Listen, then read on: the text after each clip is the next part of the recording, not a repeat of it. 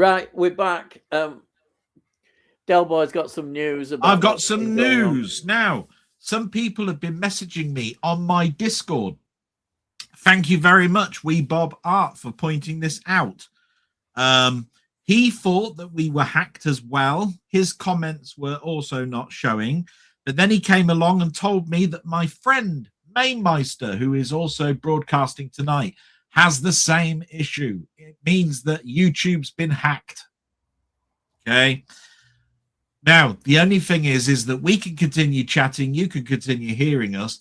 If you are a member of my Discord, okay, and it's a big if, okay, then basically you can ask a question here and we can answer it because I can relay it and we can discuss it, Ian and I.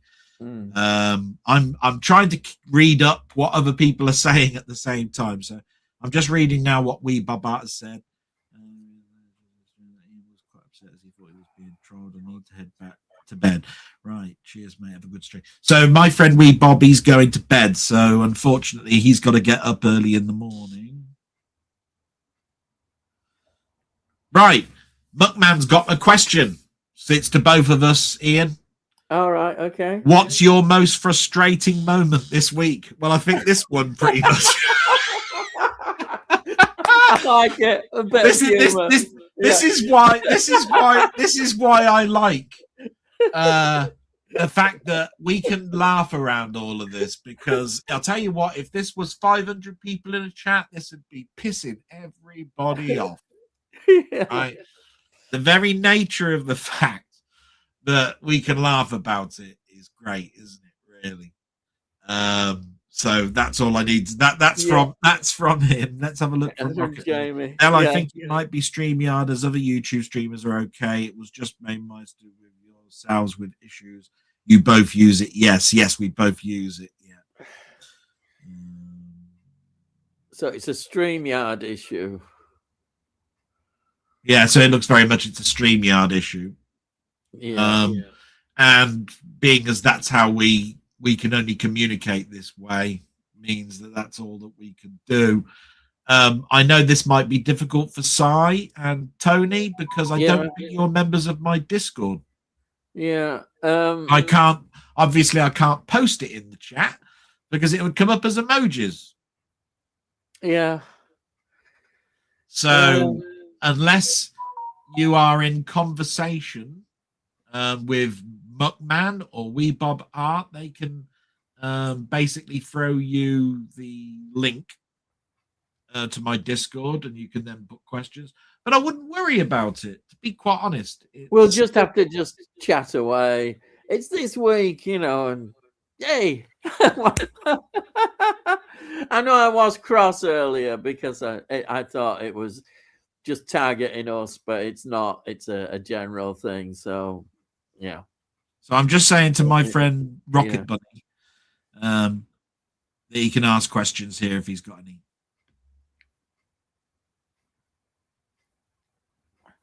Yeah. All right. Yeah, I've got some questions for you. Now, before you went, you were doing what you watched, and you showed up a Sean Connery film. Oh, right. You said that was the one that you saw at the cinema. Have you actually gone back to see other earlier Sean Connerys after they've been released back at the cinema? Yes, I did. Did you go and see Dr. No at the cinema? Yeah. After it had been released. Because what they did later on, they used to do double bills. So you'd go and see at the cinema. I remember going to see, double bills, and the most common one at first was Dr. No and Thunderball. I remember seeing them. So they stick on a double bill. We'd get it at the local sort of cinema, and that's the way they did it. They must have made more money again out of it all. Just kept putting on these double bills, and but, that's that. My memories are really good because you remember the film posters, and James Bond films had some great film posters. The artwork is absolutely fantastic. So, you go to this pavilion cinema, as I say. It only showed one film, and that film would stay for ages. And it was near our school, and you could see these posters. They had these wonderful posters, and they were all there, and there were all this artwork. And then the other thing is, on another thing, you'd have the lobby cards, which I suppose you don't see now. Where you No, well, I wondered what happened. Do you know when the last lobby cards were there? Because they were there for Life Force, weren't they? So that's what late 80s. Yeah. I mean, I notice now they do give, but they're not. Some of them are not proper lobby cards. You get them in extras in these sets, and basically they're just postcards. But a lobby card is very specific, isn't it? It's you can tell a lobby card, but they don't have them now, do they? I don't think. I suspect in modern cinema they've just disappeared. But the other thing you did get, which you get now, is what's coming. So you'd go in and you could see what was going to be coming in the month or so ahead. And that you'd see the posters then, and that was really good. Yeah. When you could see the posters, but I've got a question for you then. Yeah. What was the last film you saw at the pictures? Oh, crikey! It's a long time ago. I think the last film I saw with my son would be Lion King. So that would be it, I think. I've got another question. There was a reason for me asking that question, which is lobby cards and movie paraphernalia, like magazines telling you what the future releases will be. They all used to be in the lobby. Don't you think that the stuff that's in the lobbies these days is shit compared to what we used to see? Yeah. From what I remember, it's not the same, is it? You're right. I mean, it's even gone to the point where I don't think even McDonald's and Burger King have movie tie-in stuff much anymore. No, they still do it slightly, but I haven't seen a Happy Meal, say, with the last children's film like Wicked or something with a cup on your cola or anything like that. You know what I mean? The only sort of film-related things I have seen is, which people like to show off, is those like popcorn containers. So you'll have, I don't know, you might have Predator head and there's popcorn in it. But it's interesting because the cinemas are obviously thinking, oh, this is collectible, and they cash in and they charge, I think, a lot of money, maybe about 30 quid or something, ridiculous like that for some popcorn. But it's people want the head or whatever, they want to collect that. I've seen them. I haven't seen, actually, to be honest, I haven't seen that many lately, but I think some cinema chains do this. It could be the Odeon ones. I don't know. I would ask people in the comments, and they probably would probably know. Somebody like Si would know, but I'm sorry. Yeah. Well, they do these things, these promotions. They're like promotions, aren't they? But I think you're right about McDonald's. The only McDonald's thing I've seen advertised is a Friends thing, isn't it? At the moment. Yeah. They're doing a Friends Happy Meal for adults. That's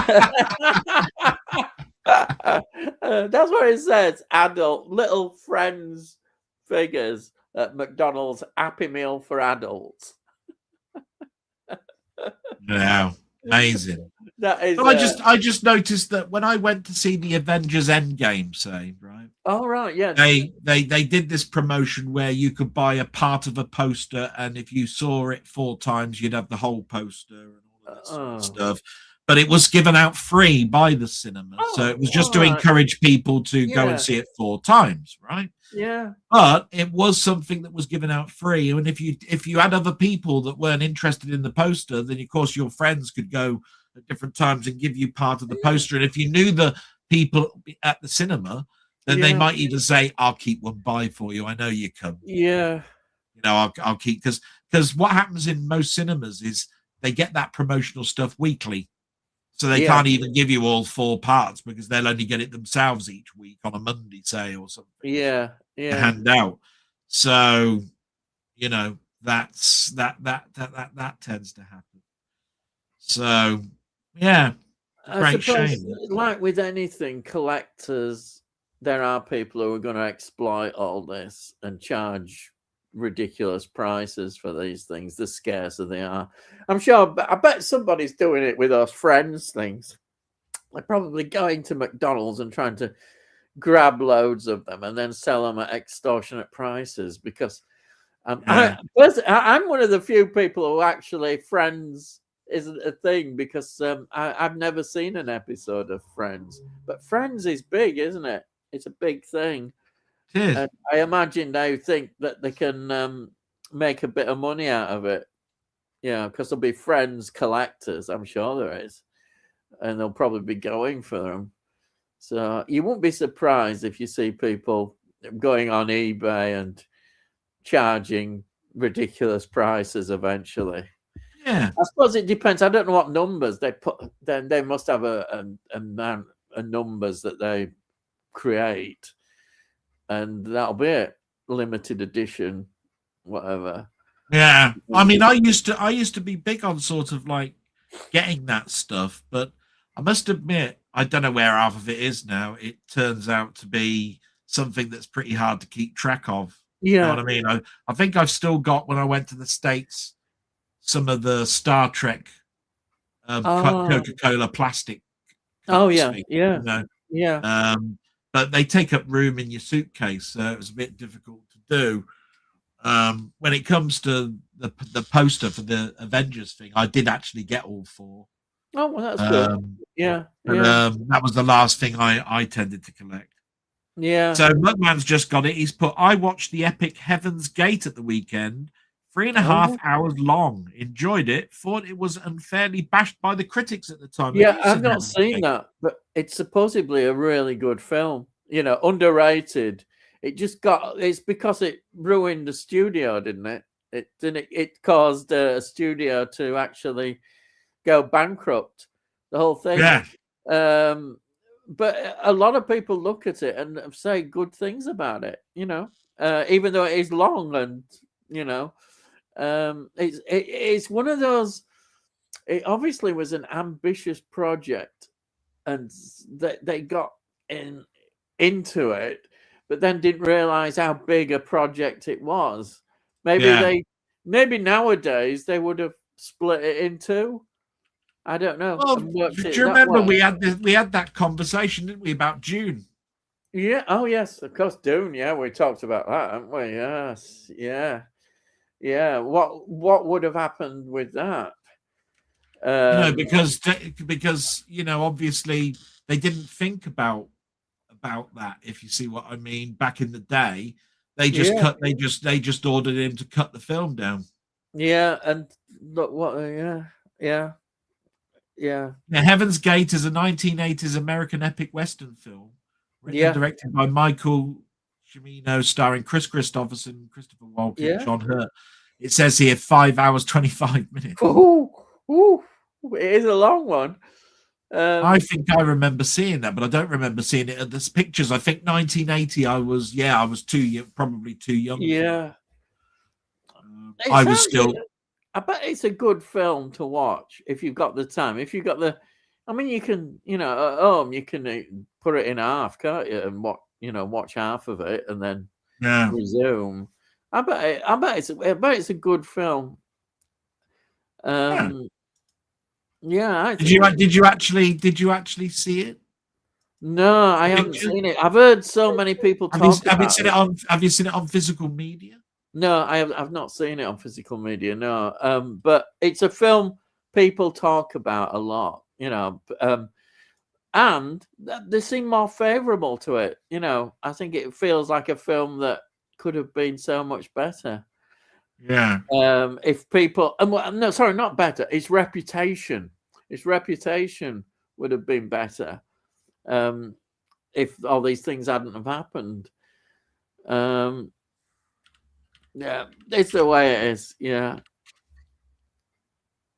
this happens with these epic. Yeah, yeah. That's another interesting concept. Especially as we've got Odyssey coming out this year. Is there a risk to studios who think, oh, we'll do an epic? Is there still a feeling that, yeah, they can do epics and they're still viable? You know what? I've got two-part answer to that one. I think you could probably get away with an epic if you're a certain name. So if you were Christopher Nolan, no Yeah, problem. If yeah, you were which Ridley Scott, you probably carry enough clout there. That would be fine. You have some of these indie ones that are just coming up with names like, say, the director that did The Creator, say. I yeah, think that they would have a real trouble to say, I want to do a 3 hour yeah, whatever it is. And it doesn't matter what the book and how successful the book was or whatever it is. They'd go, sorry, your name doesn't probably carry mm, that much of a clout, if you see what I mean. I might yeah, be wrong in that, but I think they'd look at it even when we're talking about Christopher Nolan. I think they'd say we need something that brings back money quicker, so we want you to do a standard film because yeah. he gets a lot of money from constant. I don't know if anybody saw, but there's a chap called Movie Guy who's an ex projectionist, That's right. Yes. and he said that Inception made its money, right? But it's constantly bringing in money now because IMAX keeps showing it every year. Yeah, yeah, And so therefore the box office can't be calculated because each year they're still adding to the revenue. yes, yeah, yeah, You see yeah. what I mean? So, by the way, Muckman's got another question, and I'll bring it up in a moment. I would just like to say, because it's one of our favourite films, is Dune '84. It's interesting that its reputation has increased over the years, hasn't it? Yeah, There's a lot of people like us that really rate it highly, even though Lynch disowned it effectively. He disowned it, didn't he? He said, all these things about it. But I think it is as the years have gone by, people have realised that it does have a lot of great visuals. Okay, the story there's bits of the story that you think you'd love to see more, which were cut out. But I think generally, a lot of people who really like me or absolutely love it, just love it for that. The fact is, it's the style of it, the way the yeah, characters are, the look of the film is just incredible.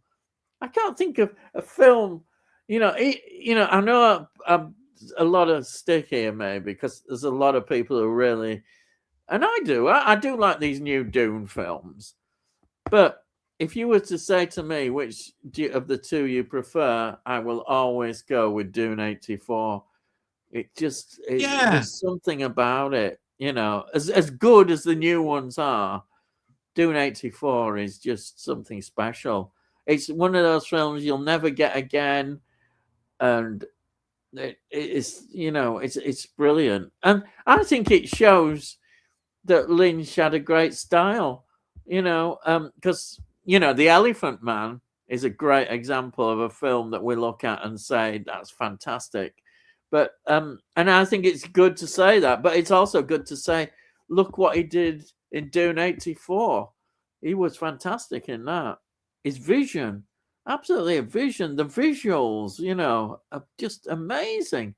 Some of the scenes with the camera when it's looking at the sets, amazing, absolutely amazing. These worlds that these created in the original Dune '84, they're just absolutely fantastic.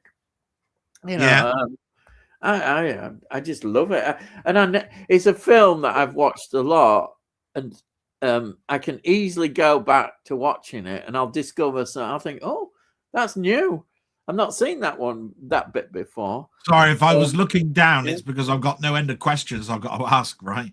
So Yeah. Muckman said, to answer the Heaven's Gate, it was United Artists that went bankrupt. Michael Cimino took ridiculous amounts of ridiculous amount of takes for it. Rocket Bunny's he's got a couple of comments he made earlier. R.E. Bond. I watched all Bond films from Dr. No up to Die Another Day on Amazon in Q4 last year. So the last thoroughly enjoyed them. It was a fascinating watching the franchise evolve. Notable big step changes from Russia and Goldfinger, then On Her Majesty's Secret Service and Diamonds, then a huge one between License to Kill and Goldeneye. Goldeneye is perhaps even my favorite of all time now. The extended break between them really helped, in his view. So have you got anything to add to that? Because I think that's quite I think that's quite a good perspective on it. I'll be honest, I like all the Bond films until this might be unpopular. It possibly is. Daniel Craig, I don't get on with Daniel Craig as well. I know people say Casino Royale is a great film, and I think it is for some people. But I never. That's the one with Eva Green in, so I like that one. Yeah, but I understand why people like it. It's just I never felt Daniel Craig's had the same villains. There was no good villains in Daniel Craig's. It was almost too grounded. There was that. So I've got a question. I've got a report to that one. So would you say that Daniel Craig is not the problem for him being a Bond? It's the villains and the writing that's left. Yes, I think. Yeah, that's a good point. No, I think that's a very good point. A different writer might have made it better and still had that what you'd call the grounded approach. You could have still kept the character, but I think the writing is important, because I think Casino Royale actually works quite well, but then again, maybe that's because again it's his first film. It had this interesting thing of being in black and white right at the beginning. It was all about Bond right at the very beginning before he had a 000 license. That's right. His first mission. And the antagonist, it was all about setup. So that's probably why it works. And then when you get past that, I don't think that he had a hit until Skyfall. No, Skyfall. I think the second film was really quite weak. Yeah, I remember right. Skyfall isn't brilliant, but it's a big up from is it Quantum Solace? Quantum of Solace, which is just boring. Just doesn't go anywhere. The script or whatever they had, it didn't work. And you should never say that about a Bond film being boring. Never. Well, no, actually, it's not boring. It's just bad. I still think Diamonds Are Forever is just so bad. It's incredibly bad, which is a shame because, it's Sean Connery's last official appearance as Bond. And I mean, there are some moments in it, but the moments are not that big, are they? There are a few moments in it, but it's a bit sad, really. Now, this is going to be an easy one for you. Before we go into the second part of what Rocket Bunny was saying, Jamie, Monkman Movies, he put, what is our favorite Chris Christopherson film? And before you say anything, right, Millennium, right? Yeah, is off the cards because we both know that we love that film. So, we do, yeah. So, what are you going to say is your second? I'm going to say I might go with Blade or something like that because I don't know too many Chris. Yeah, I would say it's and I like all three of these films. That might give you a clue. Oh, there might even be four actually. I like Star is Born. Star is Born. Star is Born. Yeah, he's the sort of washed out rock star role. And I think he's pretty good in it. And Barbara Streisand's the up and coming star in it. And I don't know. I've just got a soft spot for it. I've even got the soundtrack to the film, which you know what I'm like. I don't buy soundtracks, but I bought that soundtrack to the film with all the songs in it. I What do you think of got what do it. you think what do you bought think of it that? on What do you physical media. think of that soundtrack? I mean, Yeah, I like the songs. I mean, I do enjoy the songs. I just love the songs. It's one of, as you'd say, you could almost say it's not the soundtrack, couldn't you? I suppose you could say it's just all the songs, you know. yeah. And look So at you it like mentioned that. 3 films. What? So that A Star Is Born, yeah. What was the other? Oh, 3 is picked. Well, no, you said 3. I said I've only got No, one. sorry. I was saying the Star is Born films. I think there's 4 versions Oh, of I Star see. is Right. Born. There's one going right back. Then there's the more famous one, which is with Judy Garland. Yeah. And then there's that one, Chris Christopherson. And then there's a Lady Gaga one with. Yeah. I think so we all know. I think there's we all know 4. the Lady Gaga one, but I thought that you had 3 Chris Christopherson. Oh, yeah. I'm trying to think now. Yeah, because you said Millennium, and Well, then I said Blade because I think he's in Blade. Blade. He's in. And there's some Western is in this. I'm trying to think what the Western is. Oh. Well, you've given an answer, so look, I'll go back to what the second comment from Rocket Bunny. Right. Okay. He said second comment was regarding the new 4K transfer of the 50s film, The Day the Earth Stood Still. Oh, right. Yeah. Watched it last night and was blown away. Oh, Not just by the picture, which was immaculate, yeah, but also the sound. A 50s film with an amazing digital surround. Wow, I highly recommend it if you haven't seen the new version. Wow. That do you know that film is one I saw on the TV quite a few times. BBC, I think. I'm trying to think. Have I got a 4K of The Day the Earth Stood Still? Now, purposely, I have got the Blu-ray of the new The Day the Earth Stood Still, but it was an awful film. I hated it. Yeah. It's not as good. I have bought some 4K ones like War of the Worlds and that sort of stuff, you know. Yeah. I don't know if I bought The Day the Earth Stood Still on 4K. Yeah, I've got it on Blu-ray, and that's it. But no, I haven't got a 4K of it. I just got a Blu-ray of The Day the Earth. Can you name another 50s film that you've got in 4K that's science fiction, like Day the Earth Stood Still, or anything like that that is stunning? Well, I like the War of the Worlds one. I've got that. And that had a film on the other side, didn't it? There was 2 in that. It's a dual. It's a double bill, isn't it? Ooh. Wasn't it This Island Earth or something like that? Oh, yeah, that's it. I'm sure it was this. Was it This Island's Earth? I'm not sure. You see, I can't quite. I think it might be another one actually. Wasn't it the one where they head off and they leave the wheelchair person behind? Do you remember where the planet is going to die? They have one ship that's going to go up there. They draw lots. The person that put all the money for it, I can't remember what the film's called. And then he's got a wheelchair, but he thinks that he's going to be on there, but they need all the wet weight. That's right. You're right. Yes, in the wheelchair. Yeah. I can't remember if that is This Island Earth. I'm pretty sure it is. Yeah, I do remember that business with wheelchair. Yeah. That's a wonderful film. I think. It's yeah.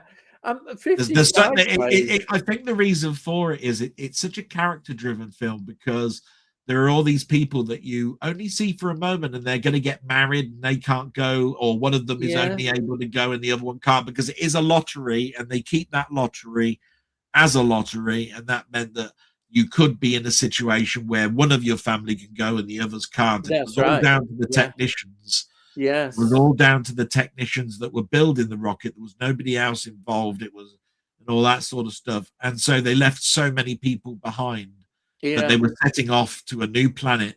And that was where they were going to be Adam and Eve's and all of that sort of stuff. That's right. Because does it center on, there is a love relationship shown in it? One of them doesn't It was go. the pilot. It was one of the pilots. That Yeah, she doesn't go, does she? But her father gives up his ticket and gives it to her. That's it. You've got it. Right? Yeah, you're right. It's coming back. I've not seen it for I usually say my mind's pretty shit, but I think I'm right with that. All of that is all from memory. I haven't seen that film in 2 years or more. So. I've got this 4K where it's got War of the Worlds on, and then it's got that one, I'm sure. I may be wrong, but it's the other film. Because I couldn't understand why weren't they both in 4K? They'd only put War of the Worlds in 4K. I never understood that, why they did that, but anyhow. So let's see what else I've got written down here. Jamie's put, I watched my new copy of The Stuntman tonight, starring Peter O'Toole, Steve Railsback, and Barbara Hershey. It's a very surreal experience that blurs the edges of reality with filmmaking. Yeah. And he says, I love Casino Royale. It's one of my favorite Bond films. The torture scene makes me cross my legs every time.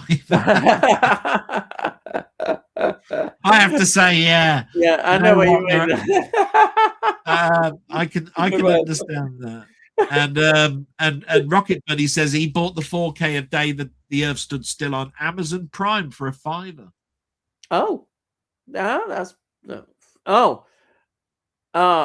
to show it on the TV. A download. It could be he's just put, I bought the 4K Day the Earth Stood Still on Amazon Prime. So it must be, Amazon Prime is a streaming, but Amazon Prime Amazon Prime is also how you get your stuff delivered for free. So I'm still not sure. Because I noticed. I sometimes try and remember to look on Amazon Prime because we all get it free, don't we? Yeah.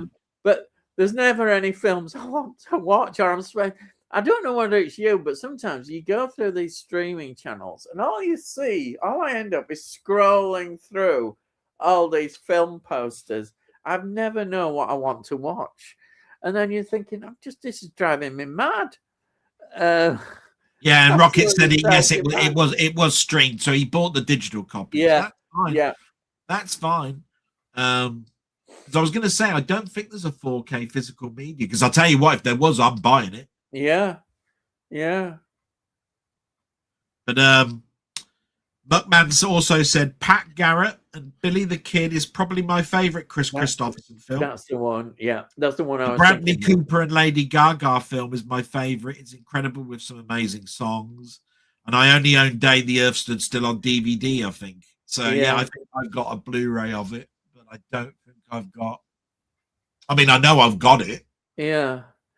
And Pat McGarrett one with Bob Dylan. Isn't Bob Dylan? Yeah, I think it was. Yeah.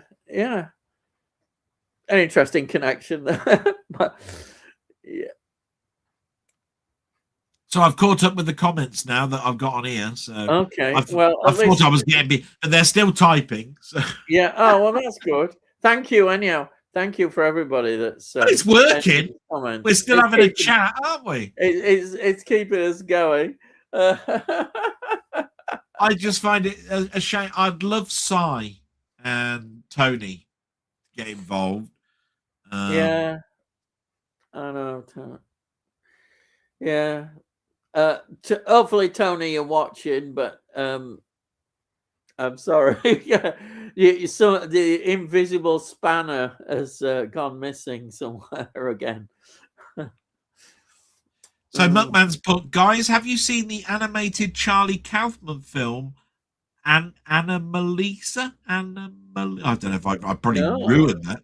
I No, watched it last week. It's a brilliant film about existential dread and the mundanity of life. Really cheerful movie. wow. No, I've not seen that. I must admit. I haven't seen that. No. But I'll tell you what, there's an interesting YouTube stream from Commode again. All right. Yeah. He said after the BAFTAs, our awards have any relevance these days? Yeah. That's And I have to sort of like agree with the sentiment of it, to be quite honest, because I've said a long time ago that I used to love watching the Oscars. I used to look forward to it. And it must be what, 10, 15 years now, where the only reason I'm remotely interested in a rewatch of the Oscars is to see who died and the in memorandum bit. Yeah. You can speed it up, can't you, if you've recorded it, so you can move along and because a lot, it goes on far too long, doesn't it? The Oscar ceremony.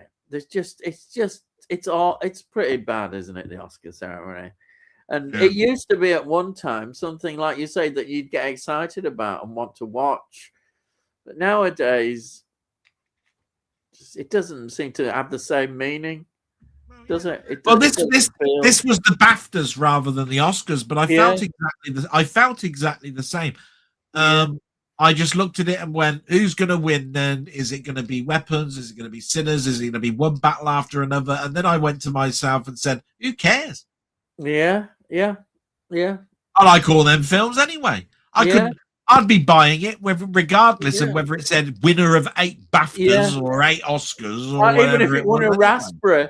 Sometimes Raspberry ones, they're the ones that people don't like, you know. So I'm glad you feel a little bit like me on it, because I do think actors do need to have a pat on the back. You know, the guy that was in that Tourette's film, what's it called? Got his name as well. Yeah, he won a BAFTA. Yeah, and it's deserved, right? And you know, there's a number of others that were there that got that I'm glad they got something, right? Yeah. But I don't think that will spur that actor on, because I just thought to myself, he's been in a number of films since that film came out. Yeah. And he's been absolutely wonderful in the others. So he didn't need any incentive to win an Oscar or an award for him to continue his chosen profession in acting. So, but it's just nice.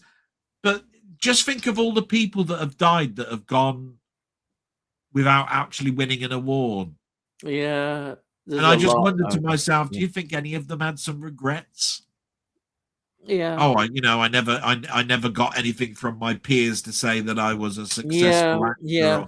I mean, like Leslie Nielsen, right? Do you think he went to his deathbed going, "Oh, bloody award ceremonies, I never won anything, and I was in films for 50 years and all of that"? I'm thinking to myself, bollocks, did he? He probably laughed at the whole lot. Yeah, that's right. You know what I mean? Because I was thinking about Naked Gun the other day, you know, when I was watching it. Yeah. I even said in it, I turned around and said, "the sadly missed," because I'll tell you what, that really was a bad Oscar ceremony where it put up his name, and there was so many others that were in that same year that died. Yeah. I went, wow. I've got a question for you. It occurred to me the other day, and I'm glad I remembered it. Is there anything in your collection?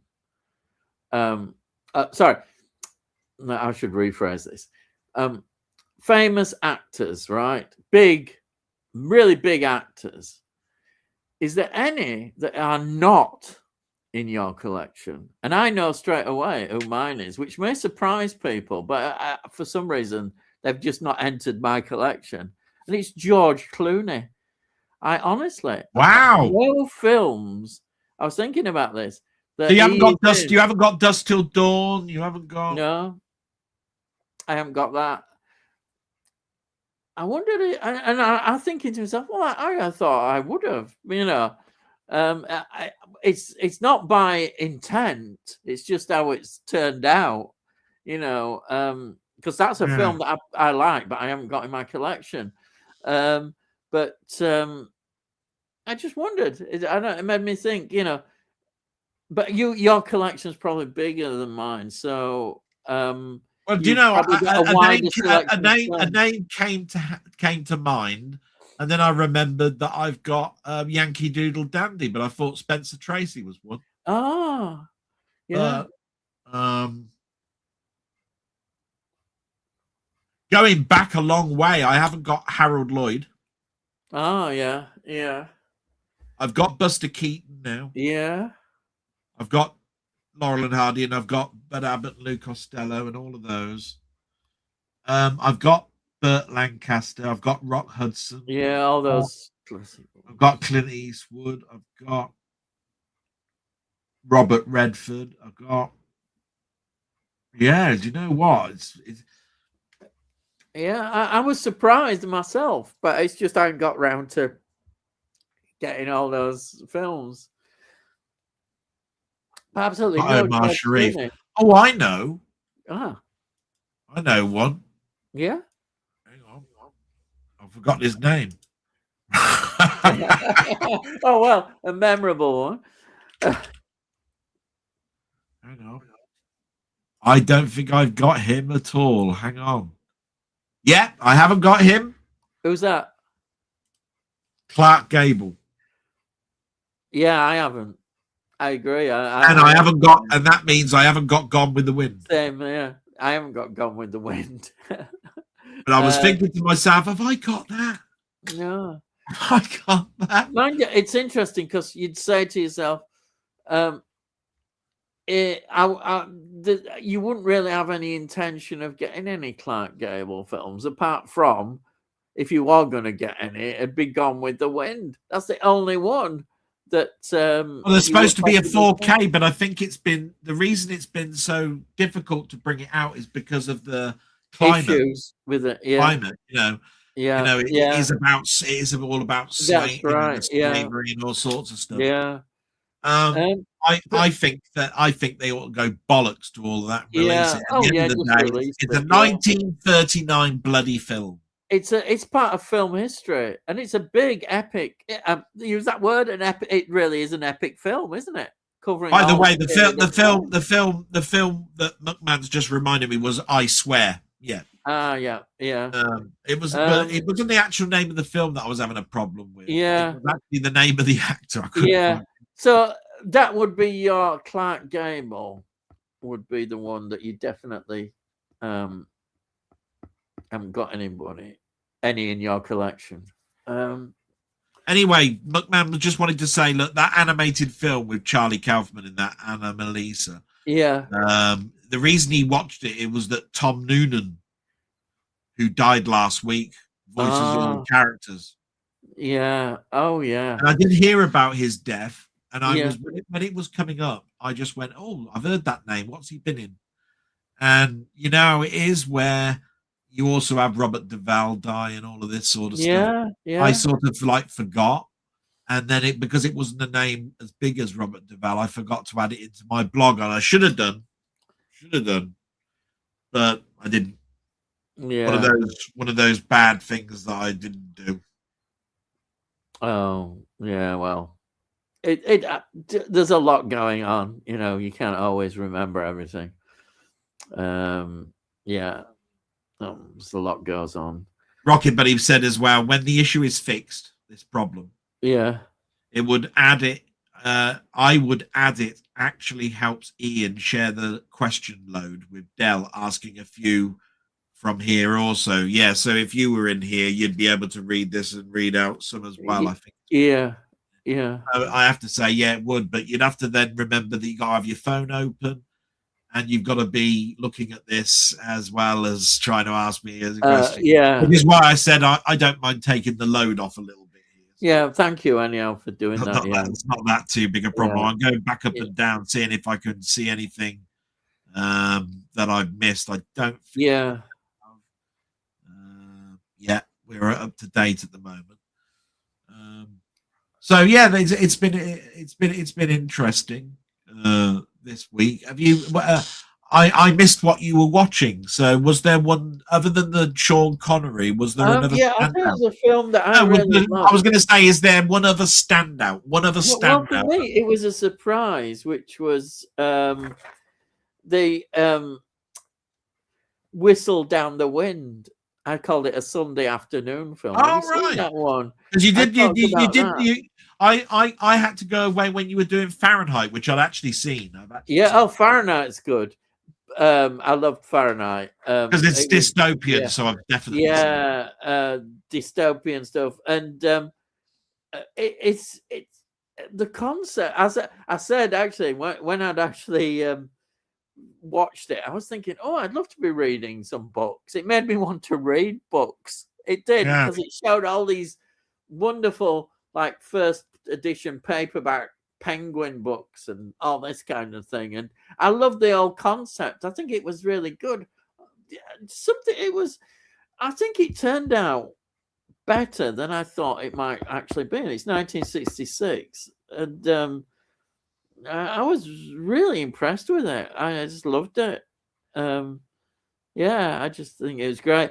But I say I did love the Whistle Down the Wind, because again it's 1961, and it's interesting seeing Hayley Mills, who's still acting, as a child acting, and how their career went. Because I think she went over to America with Disney, did some Disney films, and then just carried on in British films. And the other thing is, it was Alan Bates as his debut film. The first time we saw Alan Bates was in this film. There's Bernard Lee. Bernard Lee, people forget that he did have a life before James Bond. before Bond, yeah.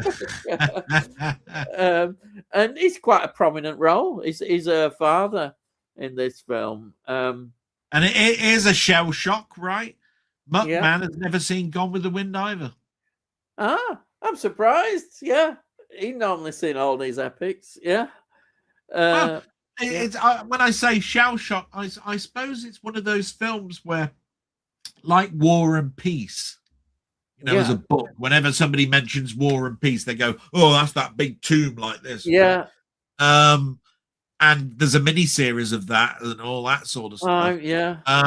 Gone with the Wind is one of those ones where I've not seen it. I will say this: I have not seen it from beginning to end in one sitting, but I have seen it from start to finish. But it took me 2 or 3 different sittings to actually watch it.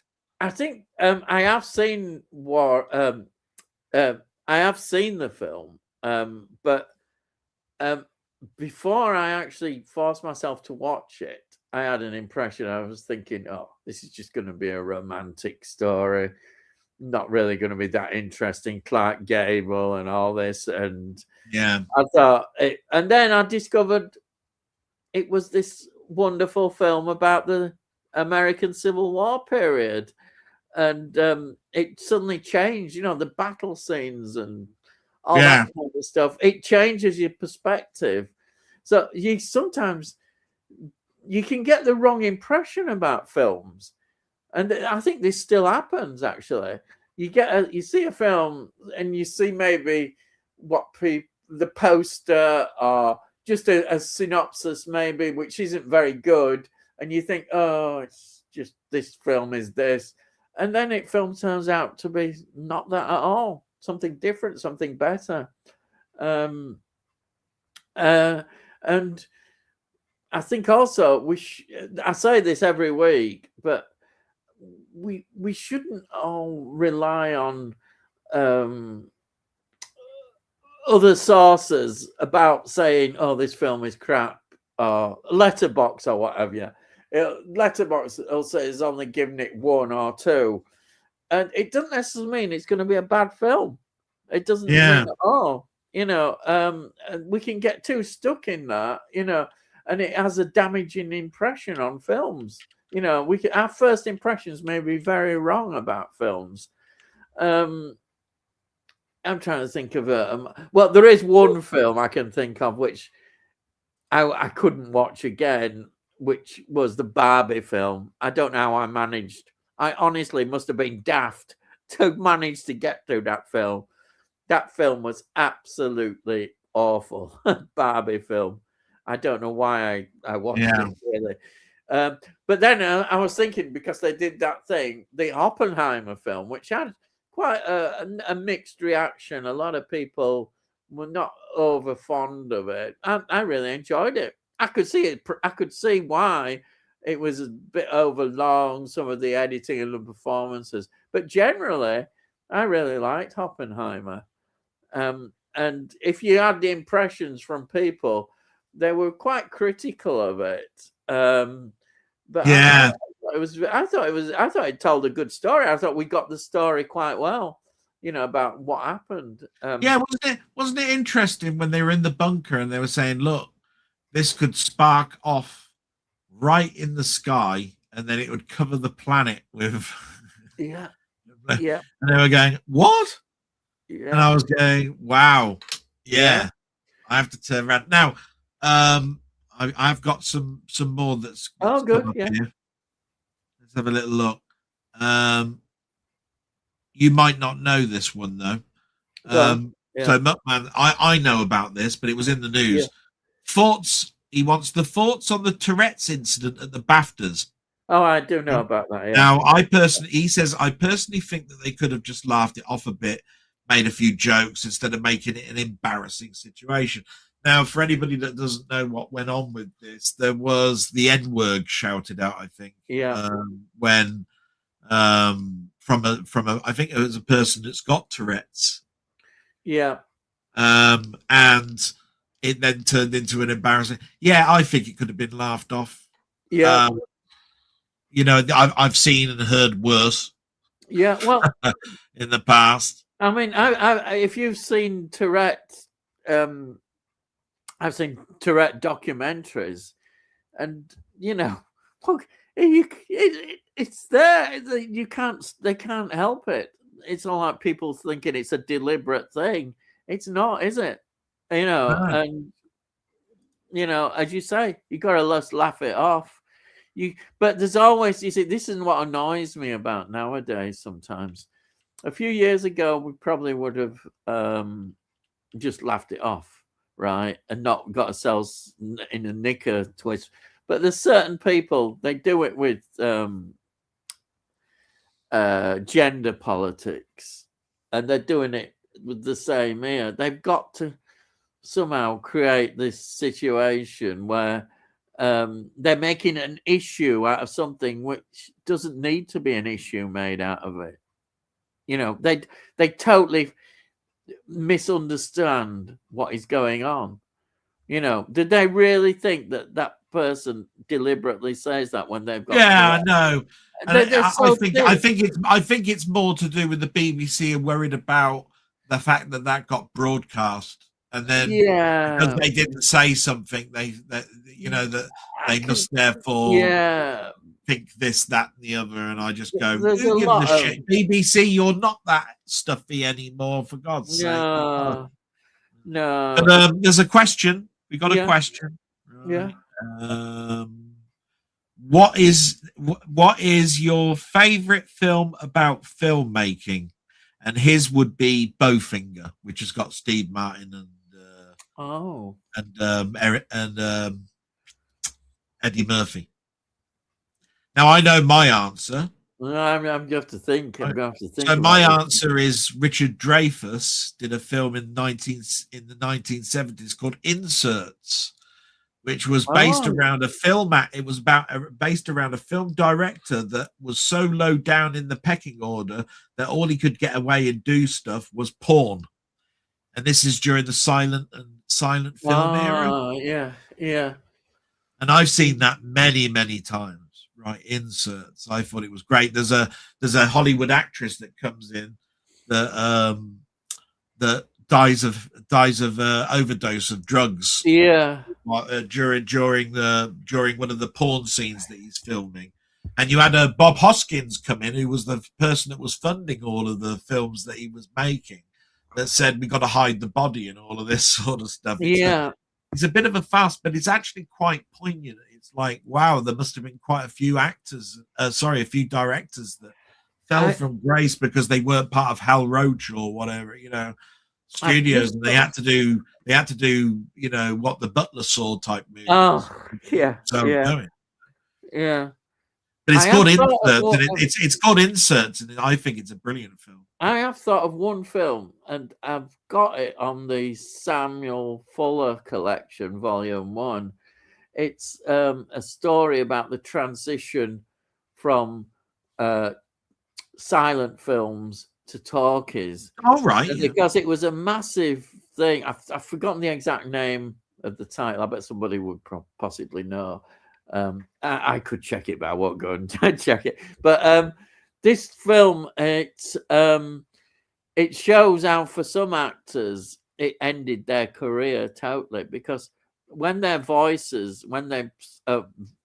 started to act with their own voices, they weren't up for it. They couldn't do it. They had awful voices. They couldn't make that transition, and that was it. It was quite a thing, that transition from film to film. There's another one like the cowboy image. I think we get this bloke who's got this image of a real kid-friendly cowboy, and he can't deal with this new transition in westerns, that westerns have become more violent.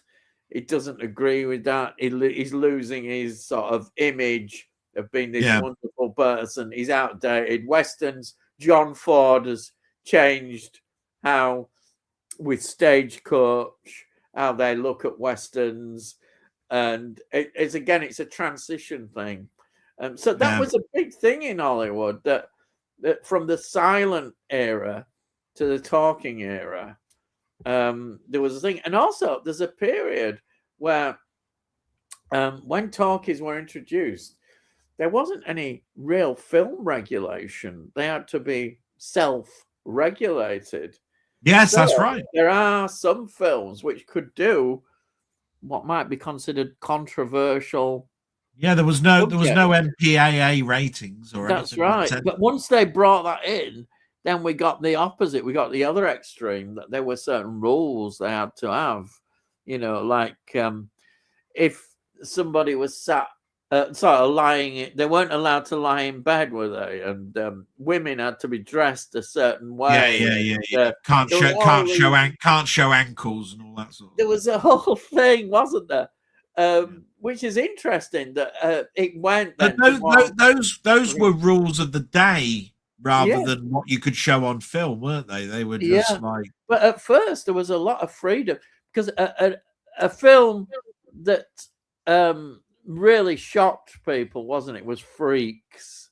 I think that in a way brought in why they started to bring in the censorship and regulation, because Freaks was ahead of its time, and people were absolutely horrified, weren't they, by Freaks. There's a lot of things that I don't understand. There was, until I looked it up, until the internet was around, I hadn't got a clue what they were talking about when they said you can't wear white after Labor Day. I'm going, what the hell does that mean? I have no frigging idea what that is. I keep hearing it in films, and I have no idea what you mean. Why can't you wear white? What the hell is Labor Day? All sorts of stuff. But I'll just mention some other things. So hang on, just bear with me. RE the BAFTA incident. This is from Rocket Money. Oh, right. Thought it was rather hypocritical that Hollywood felt that they had to apologize for someone with a disability after awarding a BAFTA to an actor in a film which explains the sufferers can't help it. The social backlash from people saying it's inexcusable is just appalling. And Muckman agrees, and I can't say anything different either.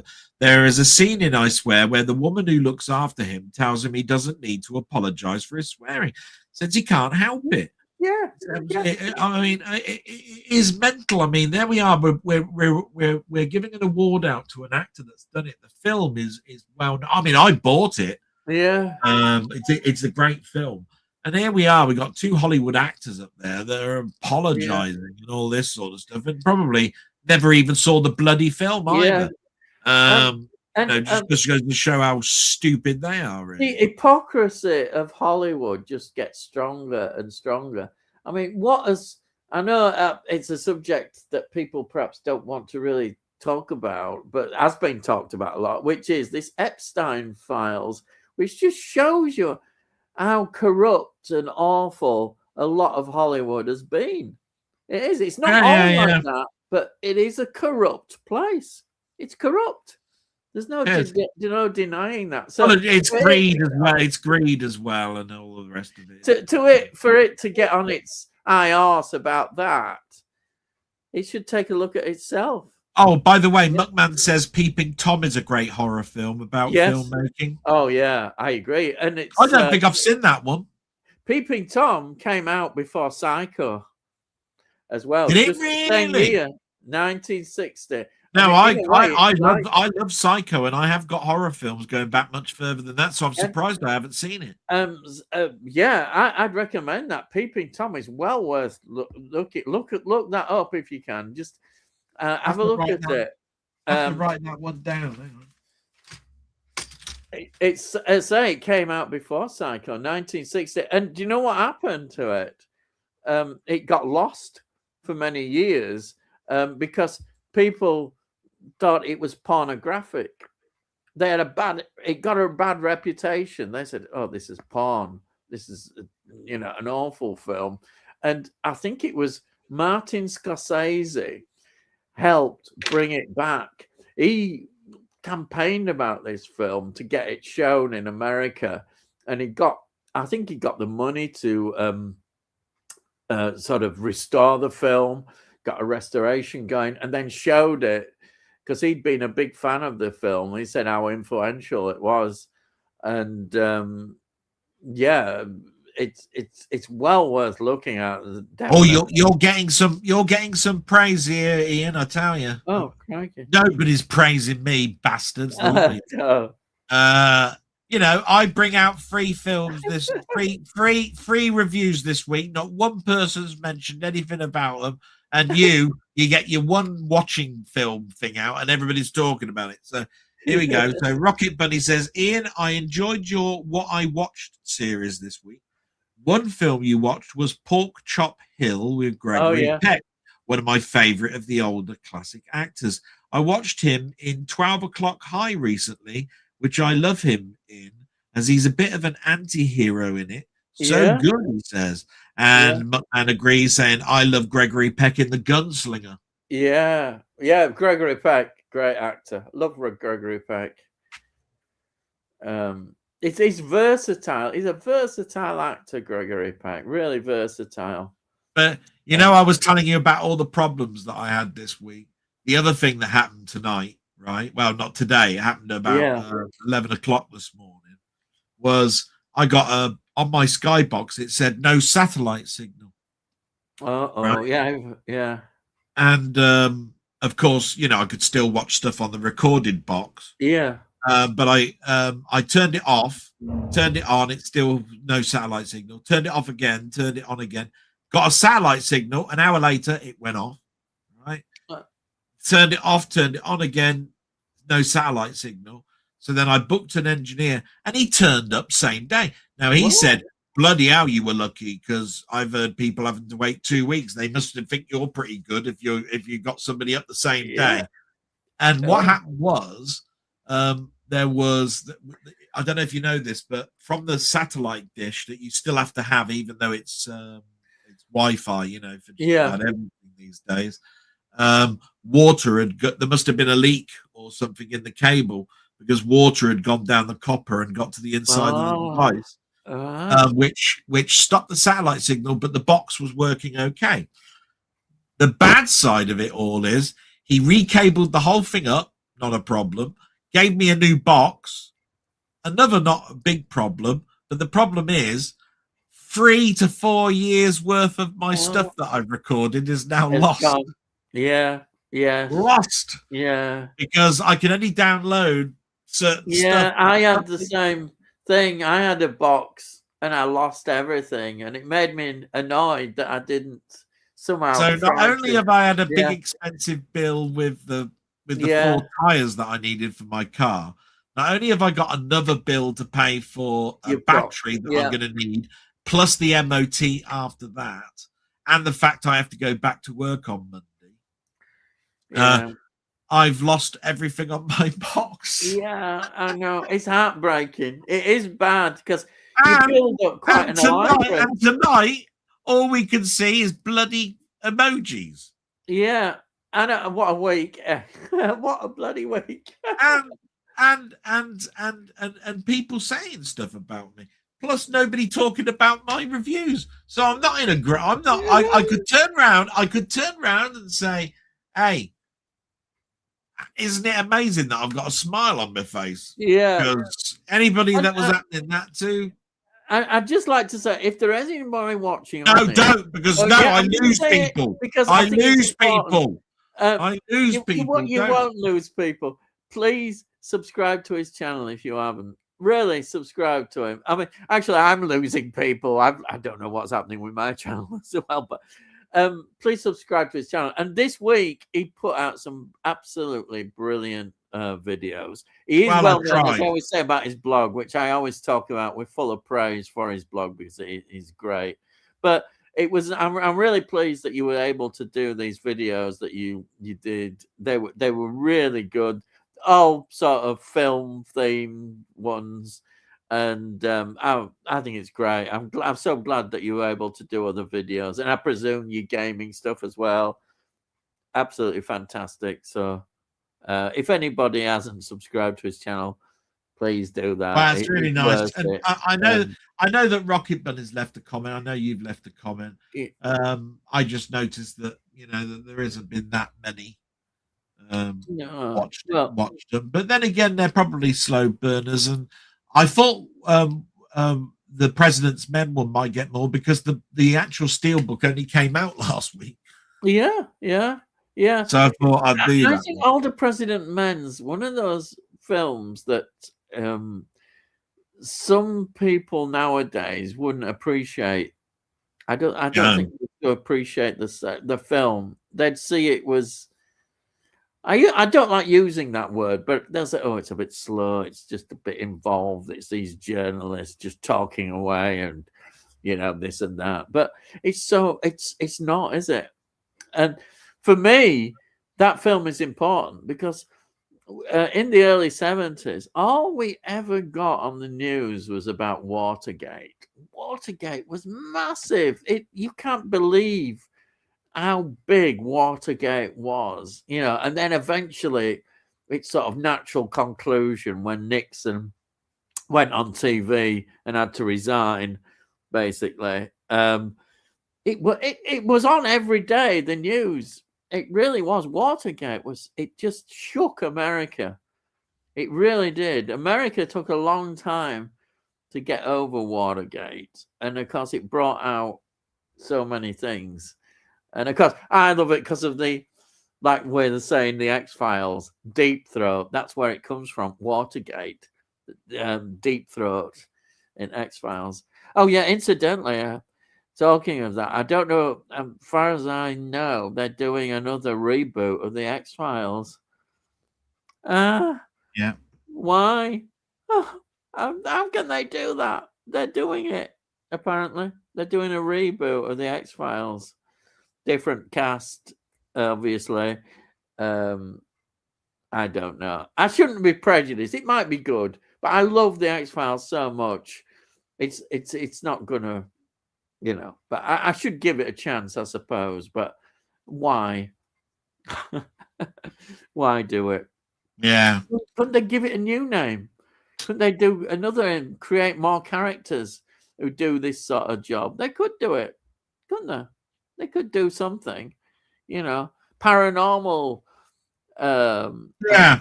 something investigators. Oh, the investigators. Yeah, that's it. The investigators, a new series, and they investigate anything that's a bit different. Why can't they do it? They did that with Fringe. Fringe was a great series, wasn't it? Why can't they do that? You know, you don't need to use the X-Files name. The X-Files has got its own thing, but you could create a new one. But I suppose there we are. I'm sort of like just checking down here. Yeah. So Rocket Bunny says he did watch all the President's Men review. That's great. Yeah. I knew that. And he could tell I was on holiday this week. Yeah. But when he finally got rid of his skybox, he'd lost a few Formula One races and countless new Doctor Who series.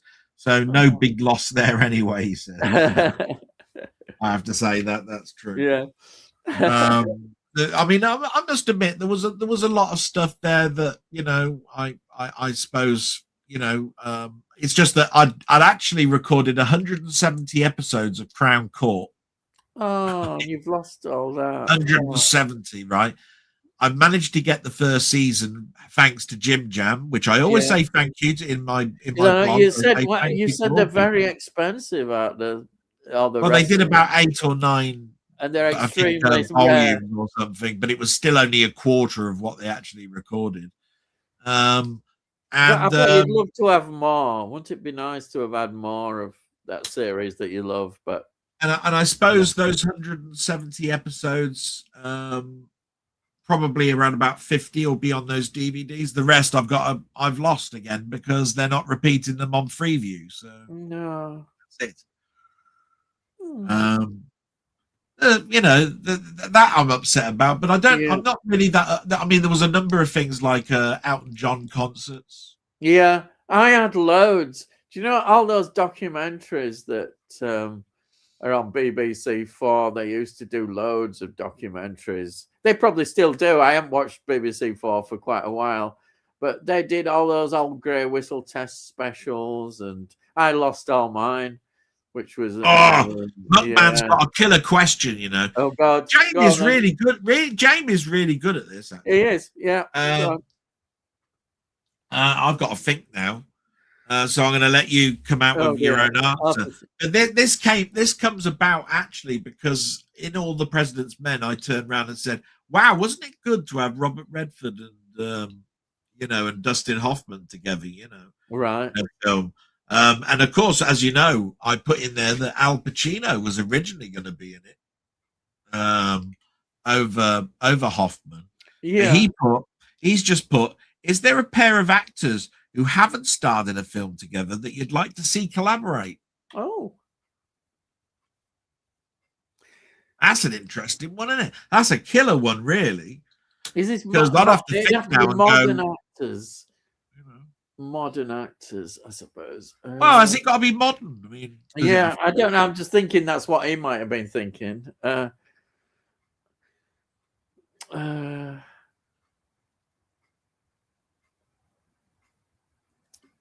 mean, I think I'd have liked to have seen Spencer Tracy and Jimmy Stewart. I don't think they were in a film together. Yeah. I don't know. I'm not sure, but I don't think they were in a film together. That's two contrasting actors. Yes, yeah. Let me think. That's such a good question. I can't think of. I mean, DiCaprio's just about being with everybody now. He has, yeah, he has. Just about. Yeah.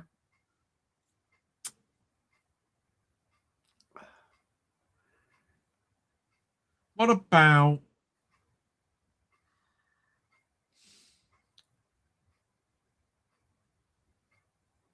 Well, no, I think they've been in it together. Has Denzel Washington and Tom Cruise been together? I think, yeah. Ooh, I don't know. I'm trying to think.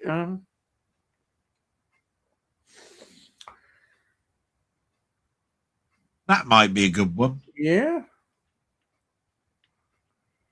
I mean, Denzel Washington's been with Tom Hanks.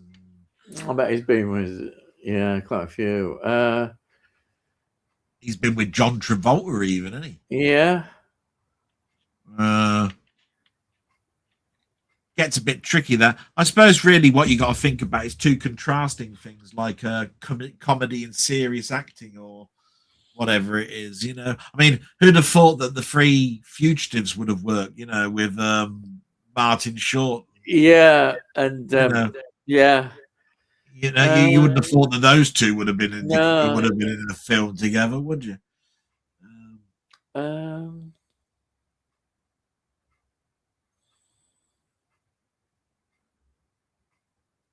has Harrison Ford been with Tom Cruise in any films? Sorry? Harrison Ford and Tom Cruise, have they been in any films together? Oh, That would be an interesting one if they haven't. I don't think they have. No. Mm.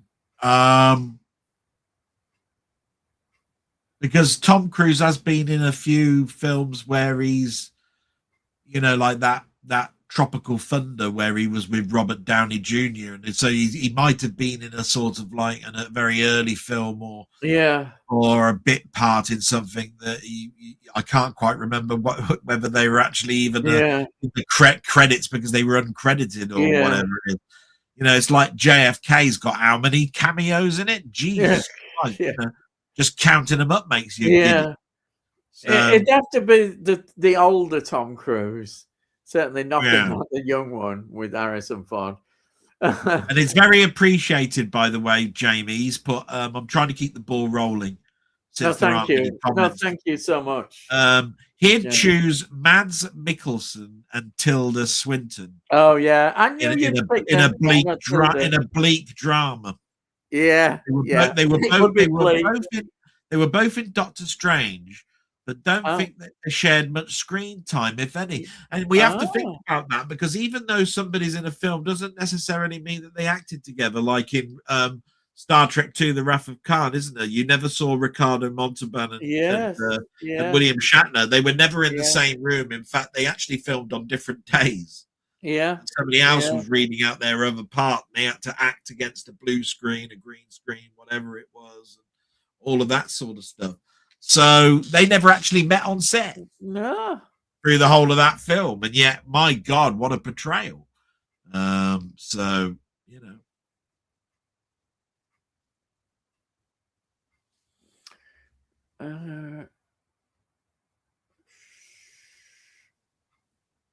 Anyway, you come up with an answer to that. Let me think if I can think of a question or something. Like I said, it's been quite interesting, this, and I'm so glad that Rocket Bunny and thank you Jamie have come out with that. Yeah. Like I said, I'm missing Tony and Cy. Like Cy and Tony. I'm sorry, but even though they're both bastards. Really, yeah. Next week, hopefully, we'll be back to normal. They'll have sorted it all. Well, if it's StreamYard that's been hacked, what can you do? Yeah, I'm sure they're on it because it's a big thing, isn't it? A lot of people use StreamYard. It's very popular. And like I said, it's great that I've got a couple of people that are in my Discord that are keeping us going. That's really quite well. But there you go. Let me have a think. What's happened as well this week? So you know, I mean, obviously, is there something like Excalibur that's coming out that you're really looking forward to once you get your money up together, Ian? Is there one that you've eyeballed? There'd be what sort of film would I love to see as a special edition? Yeah, now there's a good question that I could waste my money on. That I wouldn't get too many. I don't want to get carried away. I still say it, but they may well have been the Dead Zone. I'd love a big special edition, but hasn't there been some sort of American one on the Dead Zone? No, I was more thinking about like there's been some recent announcements like Fight Club, a few other things that have been released. That you know that people have been saying, oh, that's coming out in April, that's coming out in May. Yeah. So I just wondered if there was one that sort of like got. Ooh, that's one I wouldn't mind having, or you know. I'm trying to think. Is there any other releases that you can think of? Name a few.